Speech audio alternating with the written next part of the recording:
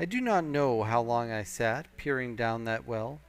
It was not for some time that I could succeed in persuading myself that the thing I had seen was human. But gradually, the truth dawned on me that man had not remained one species, but had differentiated into two distinct animals. That my graceful children of the upper world were not the sole descendants of our generation, but that this bleached, obscene, nocturnal thing, which had flashed before me, was also heir to all the ages. I thought of the flickering pillars and of my theory of an underground ventilation. I began to suspect their true import. And what, I wondered, was this lemur doing in my scheme of a perfectly balanced organization? How was it related to the indolent serenity of the beautiful upper worlders? And what was hidden down there, at the foot of that shaft?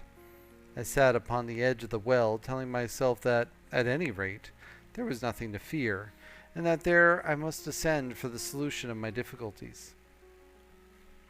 And withal, I was absolutely afraid to go. As I hesitated, two of the beautiful upper world people came running in their amorous sport across the daylight into the shadow. The male pursued the female, flinging flowers at her as he ran. They seemed distressed to find me, my arm against the overturned pillar, peering down the well. Apparently it was considered bad form to remark these apertures, for when I pointed to this one, and tried to frame a question about it in their tongue, they were still more visibly distressed and turned away. But they were interested by my matches, and I struck some to amuse them. I tried them again about the well, and again I failed. Presently I left them,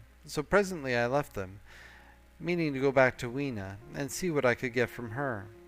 But my mind was already in revolution. My guesses and impressions were slipping and sliding to a new adjustment. I had now a clue to the import of these wells, to the ventilating towers, to the mystery of the ghosts, to say nothing of a hint at the meaning of the bronze gates and the fate of the time machine.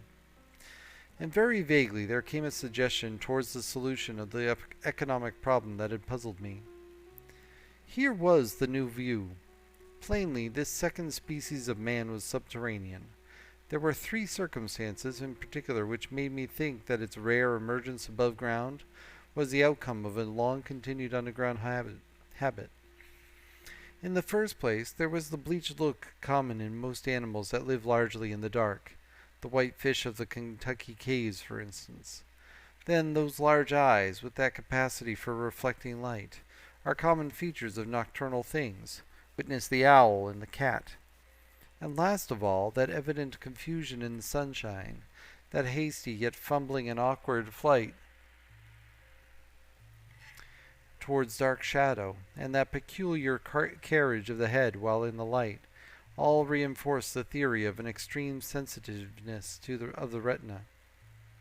Beneath my feet, then, the earth must be tunneled enormously, and these tunnelings were the habitat of the new race. The presence of ventilating shafts and wells along the hill slopes, everywhere, in fact, except along the river valley, showed how universal were its ramifications. What so natural, then, as to assume that it was in this artificial underworld that such work as was necessary to the comfort of the daylight race was done? The notion was so plausible that I at once accepted it, and went on to assume the how of this splitting of the human species. I dare say you will anticipate the shape of my theory, though for myself I very soon felt that it fell far short of the truth. At first, proceeding from the problems of our own age, it seemed clear as daylight to me that the gradual widening of the present merely temporary and social difference between the capitalist and the laborer was the key to the whole position. No doubt it will seem grotesque enough to you, and wildly incredible. And yet even now there are existing circumstances to point that way. There is a tendency to utilize underground space for the less ornamental purposes of civilization. There is the Metropolitan Railway in London, for instance. There are new electric railways, there are subways, there are underground workrooms and restaurants, and they increase and multiply. Evidently, I thought, this tendency had increased till industry had gradually lost its birthright in the sky. I mean that it had gone deeper and deeper into larger and even ever larger underground factories, spending a still increasing amount of its time therein till, in the end, even now, does not an East End worker live in such artificial conditions as practically to be cut off from the natural surface of the earth? Again, the exclusive tendency of richer people, due no doubt to the increasing refinement of their education and the widening gulf between them and the rude violence of the poor, is already leading to the closing, in their interest, of considerable portions of the surface of the land. About London, for instance, perhaps half the prettier country is shut in against intrusion, and this same widening gulf, which is due to the length and expanse of the higher educational process and the increased facilities for and temptations toward refined habits of the part of the rich, will make that exchange between class and class, that promotion by intermarriage which at present retards the splitting of our species along lines of social stratification, less and less frequent. So in the end, above ground, you must have the haves, pursuing pleasure in comfort and beauty, and below ground the have-nots, the workers getting continually adapted to the conditions of their labor. Once they were there, they would no doubt have to pay rent, and not a little of it, for the ventilation of their caverns, and if they refused, they would starve or be suffocated for arrears. Such of them as were so constituted as to be miserable and rebellious would die, and in the end, the balance being permanent, the survivors would become as well adapted to the conditions of underground life, and as happy in their way as the upper world people were to theirs. As it seemed to me, the refined beauty and the etiolated pallor followed naturally enough. The great triumph of humanity I had dreamed of took a different shape in my mind. It had been no such triumph of moral education and general cooperation as I had imagined. Instead, I saw a real aristocracy, armed with a perfected science and working to a logical conclusion the industrial system of today. Its triumph had not been simply a triumph over nature, but a triumph over nature and the fellow man. This, I must warn you, was my theory at the time. I had no convenience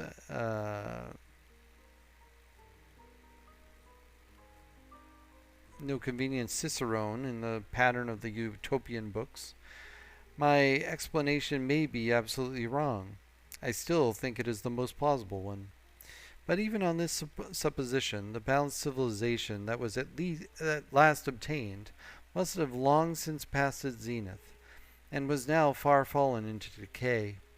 The too perfect security of the upper worlders had led them to a slow movement of degeneration, to a general dwindling in size, strength, and intelligence. That I could see clearly enough already. What had happened to the undergrounders I did not yet suspect, but from what I had seen of the Morlocks, that, by the by, was the name by which these creatures were called, I could imagine that the modification of the human type was even far more profound than among the Eloi, the beautiful race that I already knew. Then came troublesome doubts. Why had the Morlocks taken my time machine? For I felt sure it was they who had taken it. Why, too, if the Eloi were their masters, could they not restore the machine to me? And why were they so terribly afraid of the dark? I proceeded, as I have said, to question Weena about this underworld, but here again I was disappointed. At first she would not understand my questions, and presently she refused to answer them. She shivered as though the topic was unendurable, and when I pressed her, perhaps a little harshly, she burst into tears. They were the only tears, except my own, I ever saw in that golden age. When I saw them, I ceased abruptly to trouble about the Morlocks, and was only concerned in banishing these signs of the human inheritance from Weena's eyes. And very soon she was smiling and clapping her hands while I solemnly burnt a match. Chapter 6.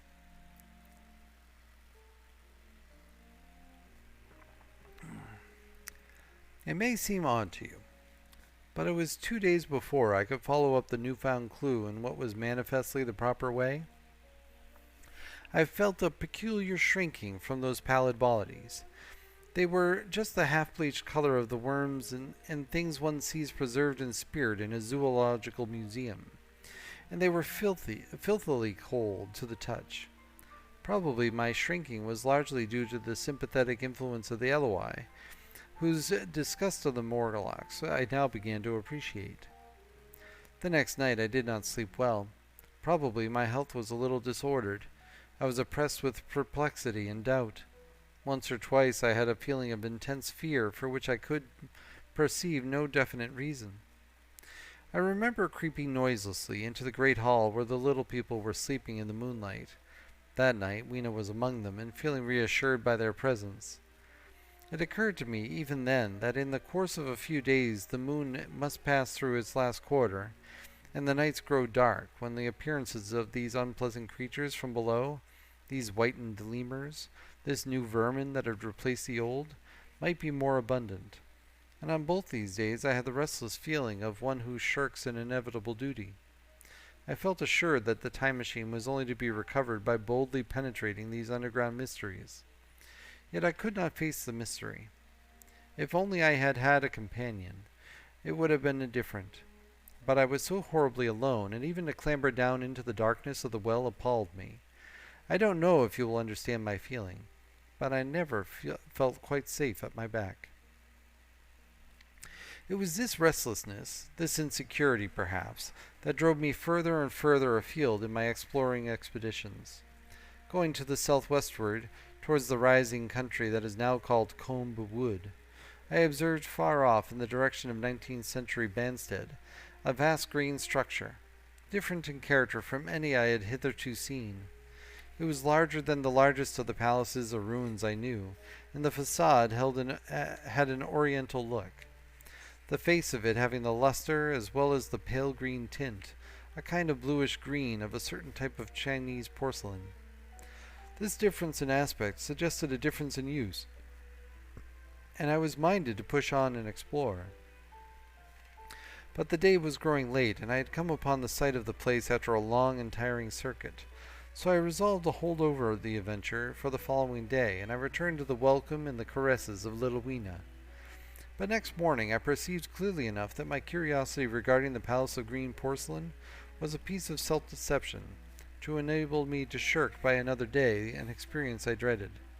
I resolved I would make the descent without further waste of time, and started out in the early morning towards a well near the ruins of granite and aluminum. Little Weena ran with me. She danced beside me to the well, but when she saw me lean over the mouth and look downward, she seemed strangely disconcerted. "Goodbye, little Weena," I said, kissing her, and then putting her down, I began to feel over the parapet for the climbing hooks. Rather hastily, I may as well confess, for I feared my courage might leak away. At first she watched me in amazement. Then she gave a most piteous cry, and running to me, began to pull at me with her little hands. I think her opposition nerved me rather to proceed. I shook her off, perhaps a little roughly, and in another moment I was in the throat of the well. I saw her agonized face over the parapet, and smiled to reassure her. Then I had to look down at the unstable hooks to which I clung. I had to clamber down a shaft of perhaps 200 yards. The descent was effected by means of metallic bars projecting from the sides of the well, and these being adapted to the needs of a creature much smaller and lighter than myself, I was speedily cramped and fatigued by the descent. And not simply fatigued.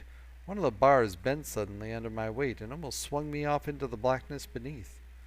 For a moment I hung by one hand, and after that experience I did not dare to rest again. Though my arms and back were presently acutely painful, I went on clambering down the sheer descent with as quick a motion as possible. Glancing upward, I saw the aperture, a small blue disk in which a star was visible, while little Weena's head showed as a round black projection. The thudding sound of a machine below grew louder and more oppressive. Everything save that little disk above was profoundly dark, and when I looked up again, Weena had disappeared. I was in an agony of discomfort. I had some thought of trying to go up the shaft again and leave the underworld alone, but even while I turned this over in my mind, I continued to descend. At last, with intense relief, I saw dimly coming up a foot to the right of me, a slender loophole in the wall. Swinging myself in, I found it was the aperture of a narrow horizontal tunnel in which I could lie down and rest. It was not too soon. My arms ached, my back was cramped, and I was trembling with the prolonged terror of a fall. Besides this, the unbroken darkness had had a distressing effect upon my eyes. The air was full of the throb and hum of machinery pumping air down the shaft. I do not know how long I lay. I was roused by a soft hand touching my face. Starting up in the darkness, I snatched at my matches and hastily striking one, I saw 3 stooping white creatures similar to the one I had seen above ground in the ruin, hastily retreating before the light. Living as they did in what appeared to be, to me, impenetrable darkness, their eyes were abnormally large and sensitive, just as are the pupils of the abysmal fishes, and they reflected the light in the same way. I have no doubt they could see me in that rayless obscurity, and they did not seem to have any fear of me apart from the light. But so soon as I struck the match in order to see them, they fled incontinently, vanishing into dark gutters and tunnels from which their eyes glared at me in the strangest fashion. I tried to call to them, but the language they had was apparently different from that of the upper world people, so that I was needs left to my own unaided efforts, and the thought of flight before exploration was even then on my mind. But I said to myself, "You are in it for now," and feeling my way along the tunnel, I found the noise of machinery grow louder. Presently the walls fell away from me, and I came to a large open space, and striking another match, saw that I had entered a vast arched cavern, which stretched into utter darkness beyond the range of my light. The view I had of it was as much as one could see in the burning of a match. Necessarily, my memory is vague. Great shapes like big machines rose out of the dimness, cast grotesque black shadows in which dim spectral Morlocks sheltered from the glare. The place, by the by, was very stuffy and oppressive, and the faint halitus of freshly shed blood was in the air. Some way down the central vista was a little table of white metal, laid with what seemed like a meal. The Morlocks, at any rate, were carnivorous. Even at the time, I remember wondering what large animal could have survived to furnish the red joint I saw. It was all very indistinct, the heavy smell, the big unmeaning shapes, the obscene figures lurking in the shadows, and only waiting for the darkness to come at me again. Then the match burned down and stung my fingers and fell, a wriggling red spot in the blackness. I have thought since how particularly ill-equipped I was for such an experience. When I had started with the time machine, I had started with the absurd assumption that the men of the future would certainly be infinitely ahead of ourselves in all their appliances. I had come without arms, without medicine, without anything to smoke. At times I missed tobacco frightfully, even without enough matches. If only I had thought of a kodak, I could have flashed that glimpse of the underworld in a second and examined it at leisure. But as it was, I stood there with only the weapons and the powers that nature had endowed me with, hands, feet, and teeth. These and 4 safety matches that still remained to me. I was afraid to push my way in among all this machinery in the dark, and it was only with my last glimpse of light I discovered that my store of matches had run low. It had never occurred to me until that moment that there was any need to economize them, and I had wasted almost half the box in astonishing the upper worlders to whom fire was a novelty. Now, as I say, I had 4 left, and while I stood in the dark, a hand touched mine. Lank fingers came feeling over my face, and I was sensible of a peculiar unpleasant odor. I fancied I heard the breathing of a crowd of those dreadful little beings about me. I felt the box of matches in my hand being gently disengaged, and other hands behind me plucking at my clothing. The sense of these unseen creatures examining me was indescribably unpleasant. The sudden realization of my ignorance of their ways of thinking and doing came home to me very vividly in the darkness. I shouted at them. I'm going to count to none. None. I shouted at them as loudly as I could. They started away, and then I could feel them approaching me again. They clutched at me more boldly, whispering odd sounds to each other. I shivered violently and shouted again, rather discordantly. This time they were not so seriously alarmed, and they made a queer laughing noise as they came back at me. I will confess I was horribly frightened. I determined to strike another match and escape under the protection of its glare. I did so, and eking out the flicker with a scrap of paper from my pocket, I made good my retreat to the narrow tunnel. But I had scarce entered this when my light was blown out, and in the blackness I could hear the Morlocks rustling like wind among leaves, and pattering like the rain as they hurried after me.